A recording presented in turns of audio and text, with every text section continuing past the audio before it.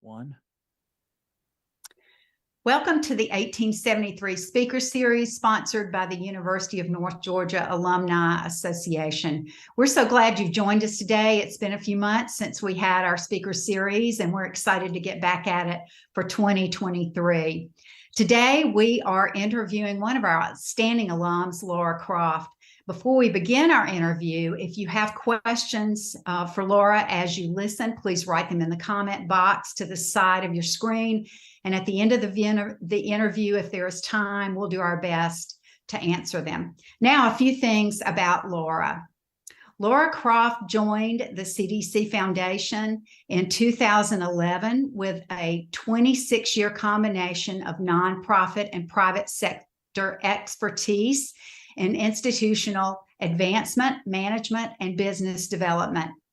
As Vice President for Advancement, she leads the advancement team in all aspects of resource development efforts to support domestic and global health protection work. As a tactical officer for advancement work, she collaborates with CDC leaders, world-class scientists, and external public health stakeholders to tackle complex public health challenges through the speed and agility of a nonprofit. Laura is a member of the senior leadership team driving strategic direction for revenue generation and serves as lead for the Foundation's emergency response fundraising efforts. The CDC Foundation is an independent 501c3 organization created by Congress to forge effective partnerships between private sector, philanthropy, and CDC on critical public health priorities. Prior to joining the CDC Foundation, Laura served as Director of Development of the Children's Museum of Atlanta, leading capital and programmatic advancement initiatives. Her career also includes development work as a major gifts officer with the Atlanta Botanical Garden and Director of Tocqueville and Ivan Allen Societies of the United Way of Metropolitan Atlanta. Laura holds a Bachelor of Business Administration with a major in finance and a minor in Spanish from the University of North Georgia, class of 1985. Laura is married to Phil Croft, UNG alum, class of 84, and is the mother of two wonderful daughters, Tinsley and Rebecca. In January 2022, Laura was recognized as an outstanding alumni leader during the Women of UNG Leadership Recognition Luncheon. Laura, thanks so much for giving us your time today, and thanks for joining us. Oh, thank you, Karen. I'm thrilled to be here. Now, Laura, we're going to talk about purpose and belonging, and you came up with this theme. So why did you decide you wanted to discuss this topic? Great question. I thought long and hard. Several things came to mind, but when I really think back on my experience at North Georgia, purpose and belonging rise to the top. Everything about North Georgia exudes purpose, through its focus on service to our country, to our citizens, honor, integrity, and of course, academic excellence. Mm-hmm. And for me, purpose is about being a part of something bigger than yourself. And I felt that from the moment my feet hit the ground. And then belonging, because, at the end of the day, that's really what all of us want. We want to feel a sense of belonging that offers connection and acceptance from others. And, it's really just a basic human need. And I think the culture at North Georgia, really offered me that. I mean, in a way that I hadn't felt before, in a very profound way. There were many, many opportunities to be a part of, various groups where I had shared interest. And, it was an extraordinary opportunity, particularly, I would say, with my sorority, Kappa Delta, where, I felt like I could take on leadership roles, learn new things, connect with people I might not have connected with before. And by doing that, it gave me an opportunity, I think, to develop, to understand what my strengths and weaknesses were, how to work with other people. And, through these experiences, I would say I forged, some of the most meaningful relationships, meaningful relationships of my life. And you know who you are. Well, I know that North Georgia certainly provided that for me as well. And hopefully they can have continued to do that through the ages of the time that back when we were there, and you are younger than I am, but it's been a while. But I love the fact that they really are very purposeful in giving students opportunity to belong, to learn, to lead, and to feel like that they have direction for their life. So great answer. Now, backing up a bit, we would love to know where you grew up and how you got to North Georgia. Yep. So I am originally from Gainesville, Georgia. I did move there from Thomaston, Georgia, where I was born. But I moved there when I was 9, so I consider Gainesville my home. And, when I was thinking about college, my parents were very adamant that I needed to go to a small school my first year. And I had my heart set on University of Georgia, and there was a lot of back and forth and struggles. But eventually, I agreed, and I went to North Georgia kind of begrudgingly, honestly. But as has happened with many other people I know that went to North Georgia, once I set my foot on the ground there, I knew I wanted to stay.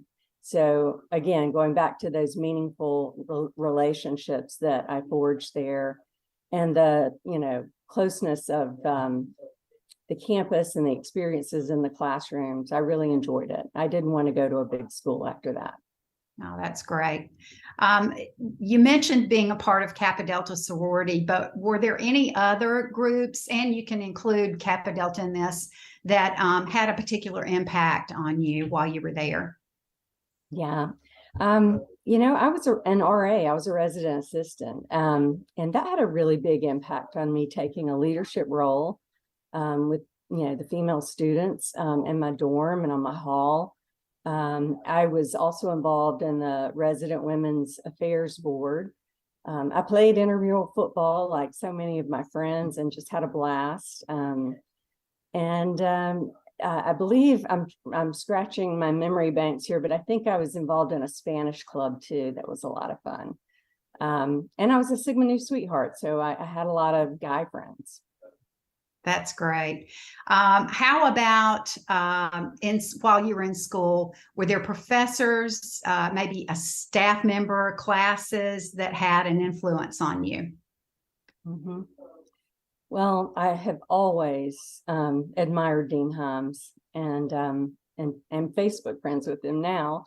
But he always, I felt he was there for the student body. And such a strong leader. So, you could follow his example and the way he communicated with people and his openness.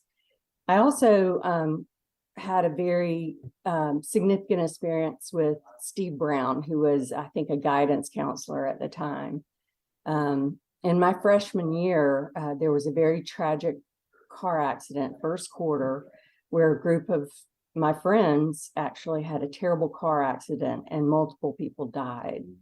And so it was a very tragic situation. One of the girls in the car happened to be a good friend of mine from high school. And so Steve played a key role in grief counseling, though I didn't know that was what it was called at the time.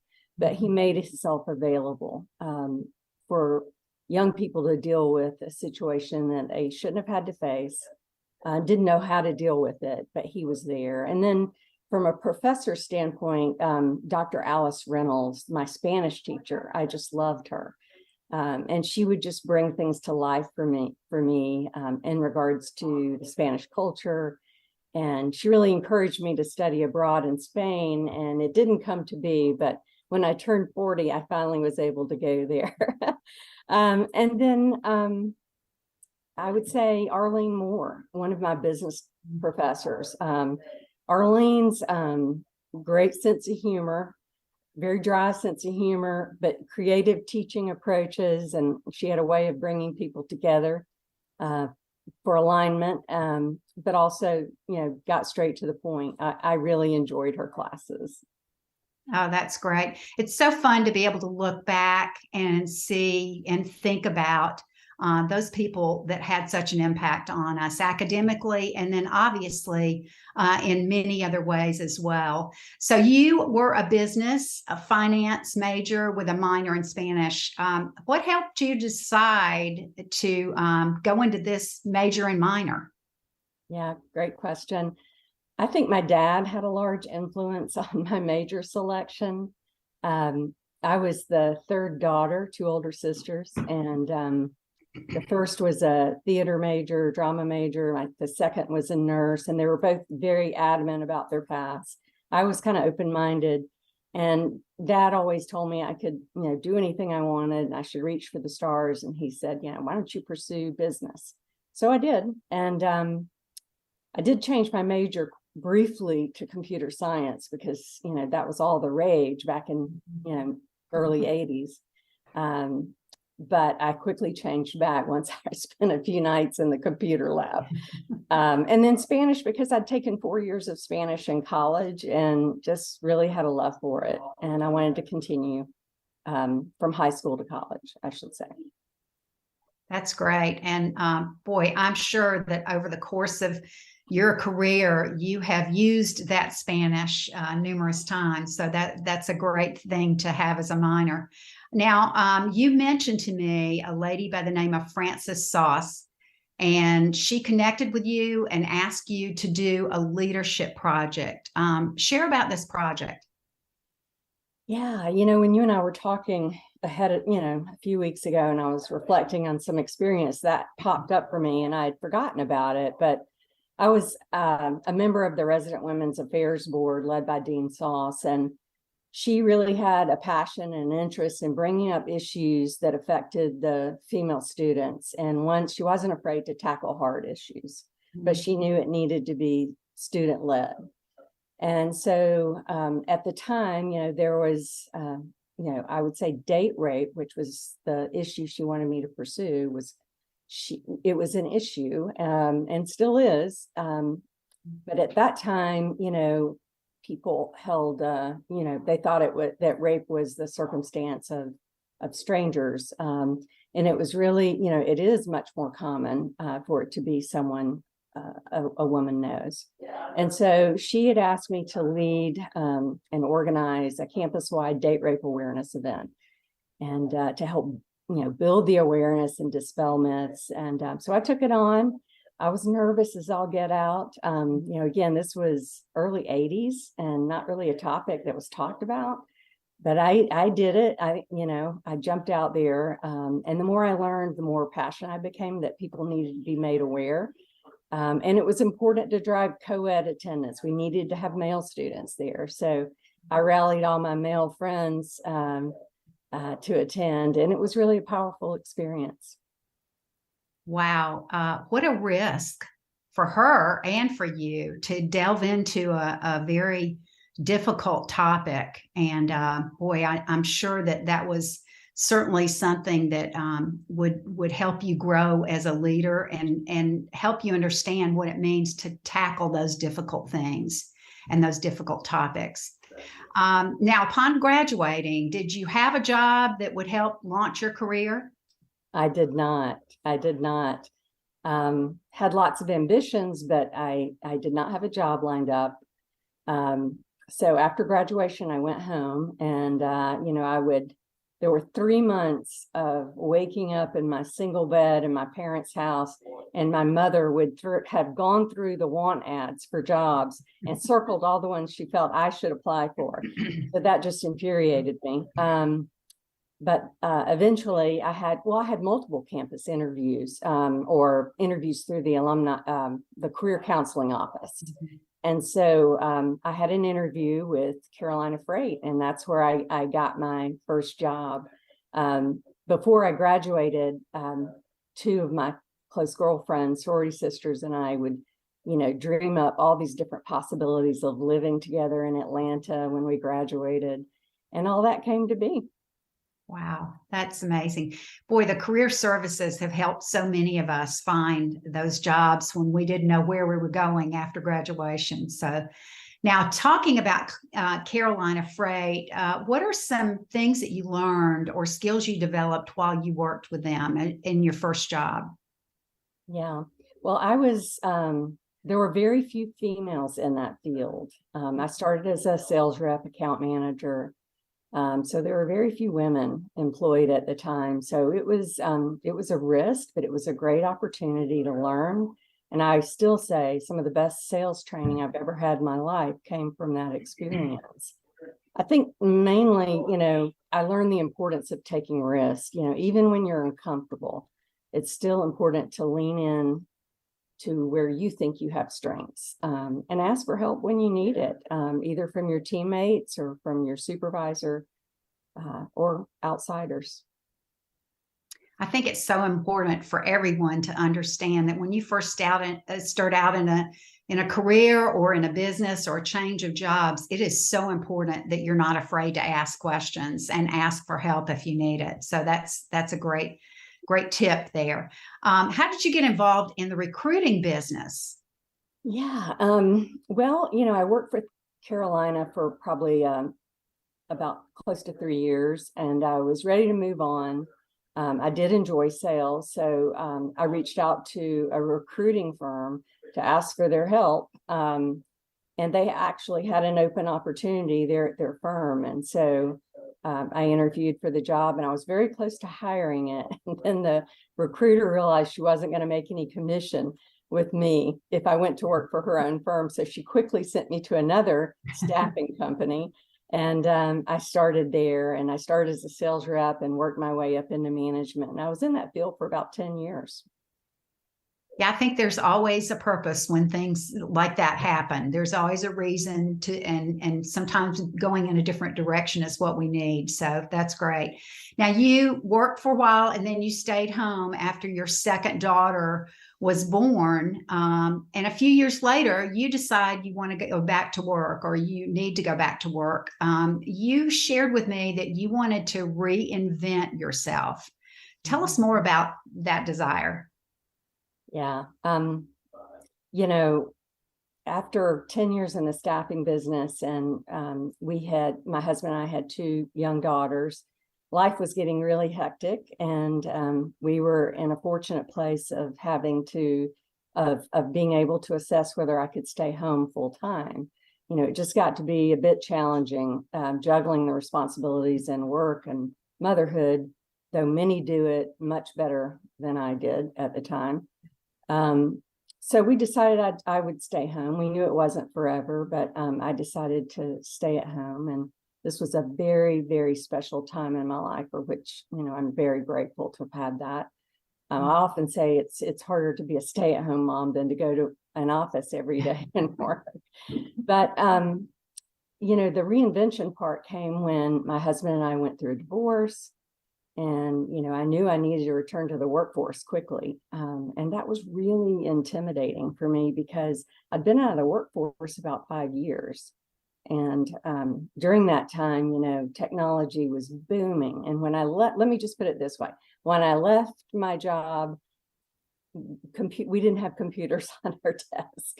When I re-entered the workforce, everyone did. And you were expected to know, the full Microsoft suite package. So I was very intimidated about having the right skills. But I leaned on my good friends again. I thought about what I wanted to do, whether I wanted to go back into staffing, but it really didn't float my boat. And so my dear friends counseled me that I had, to pay attention to what I had really been enjoying during that time I was at home, which was volunteering with nonprofits and being a part, again, of something bigger than myself. Mm-hmm. And so, I looked into fundraising, and I started my first job as a fundraiser with United Way, where my skills would be somewhat transferable. Laura, I think there's so many women that can relate to this story. Many of us have had that time with children and go back into the workforce, and it is intimidating, and we're not sure we can ever make it. And certainly the technology piece changes daily. So that's always something that can be very intimidating. But your encouragement that you just jumped in, you did what you really enjoy doing, and that's nonprofit. Wow, I think that is such great advice. Look at what you enjoy and then move toward that. Now, you landed a job with United Way. You moved into a leadership role with Atlanta Botanical Gardens, and then you became Director of Development at the Children's Museum in Atlanta. What are some things you think you learned during those jobs that really prepared you for the job that you have now with the CDC? Another great question. I think, at the time I was starting over in a brand new field. So I started at the bottom with a much lower salary than when I left the workforce. But again, I was passionate about this new field for me. And I really feel like I learned the importance of taking risks, even when you're scared or concerned that you might not have all the exact skill set needed or the know-how. I think I learned the importance of networking, of mentorship, and probably most of all, just being flexible and hard work and determination. There was a fork in the road for me, and I followed my passion. That's great. Now, you're currently the CDC Foundation Vice President for Advancement. Share with us about this foundation and your responsibilities as Vice President for Advancement. Yeah. So the CDC Foundation, which most people have never heard of, is an independent 501c3 nonprofit that was created by Congress about 28 years ago for the purpose of forging effective partnerships between CDC, philanthropy, industry, private sector, individuals, to tackle complex health problems that no one entity could solve alone, such as government. It really is, the foundation was forged as a way to build partnerships to improve lives and save lives and even protect lives.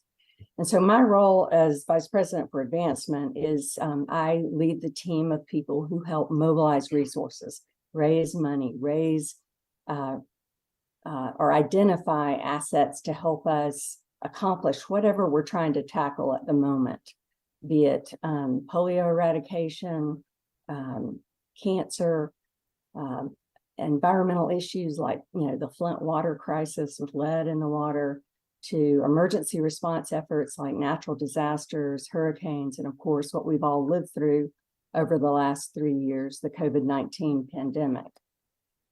So as the lead for the department, I have about 25 people who have various roles and responsibilities of stewarding donors, trying to understand their interest and align with the needs that we have in accomplishing our mission. I would imagine when you are having to when you were going through many of these things that you've mentioned that we've lived through, bringing people together, having to help them understand their purpose in belonging and their roles was quite fulfilling. But at the same time, certainly a difficult time. I know that you are so passionate about your work. It's very evident in talking with you about the foundation, how much you care about what they do and that the foundation does it well. Why are you so passionate about this role that you have now? Well, because it's about you and me. It's about your father, your child, your grandmother. It's about your next door neighbor. At the end of the day, it's about saving and improving and protecting lives. I mean, if you don't have your health, what else matters? So being a part, just playing a small role in helping to improve and make that possible is incredibly rewarding. In public health, we study what causes illnesses of all kinds and how to prevent it. Where is this occurring? What's causing it, and what are the impacts of this actual disease, and what could be done to detect it, to understand it, to figure out what works and what doesn't in solving it. And then, making that happen, then, helping people live their healthiest lives and longest lives. When we can focus on upstream issues, and really that's all about prevention. That's great, Laura.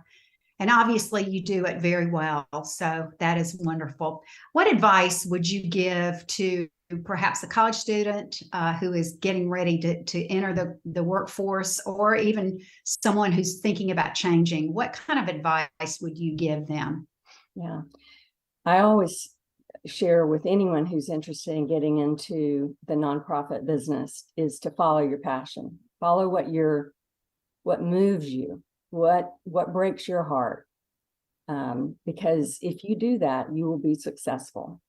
Whether you're a program manager and implementing the interventions that have been designed to tackle that particular issue, or whether you work in accounting and finance, or whether you're a fundraiser, follow your passion. And I know that I will never be successful in fundraising if I am not passionate about it. That's great. As we were talking yesterday, I believe, or a couple of days ago, I mentioned to you something that I heard someone say that had such a profound impact for me. And it goes along with this theme. And that is that we are all, I believe, we're born with a need to belong and a need to make a difference. And that certainly sums up purpose and belonging, as you've mentioned throughout this interview. So I am excited that you've given us so much to think about in regards to purpose and belonging. Okay, last question. We always ask this of all of our interviewees. Share something fun or funny that happened to you while attending North Georgia. Oh my goodness, there's too many stories to tell, and I might have to change the names to protect the innocent. I'm so grateful that social media wasn't around when I was in college, or cell phones with cameras. So many fun times. One that jumps out are the afternoon joy rides we would have with some girlfriends in my sorority, and somebody's green Datsun. We'd cram about 8 or 10 girls in there with the music blaring, driving around campus or in Dahlonega, blaring the Kinks, and just the carefree, spirit of it all. That is such a special memory, and had so many laughs. So many practical jokes that we would play, within our dorm on the boys. I remember one where we tricked one of our best guy friends into thinking through prank phone calls that there was a mysterious love interest, and we needed to convince him to meet her up at the brand new McDonald's, which had just been built while I was there. And so, of course, we hid out to see if he would come, and he did. So we had lots of howling after that. And then probably, the late night talks in my dorm room with my roommate and best friend, her pet parakeet that we weren't supposed to have in there, but would fly around, particularly after we had a couple of beers. Just, lots of fun, in Donovan Hall, and sunbathing in the backyard, or whatever that's called behind Donovan, if it still exists. I know it backed up to the graveyard, but so many wonderful, special times, and best friends of my life, and really anchored me, and I think set me on a path. That's great. Well, Laura, thank you so much for sharing your thoughts and wisdom with us today. I'm not sure that we have time to entertain questions, but Wendy, are there any questions that we could answer quickly, or maybe one question?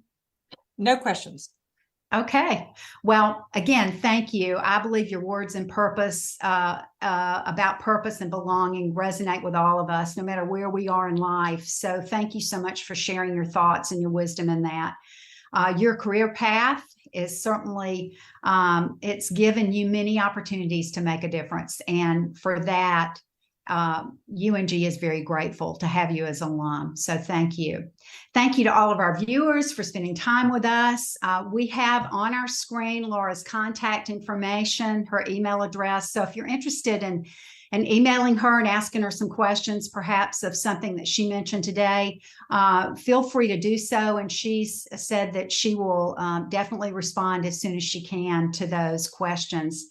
Please note that you and others may view this interview on YouTube. We hope you'll share this, especially the topic today, I think is so important and critical for those that are in school today and going to be going out into the workforce. So please share this with them and with friends.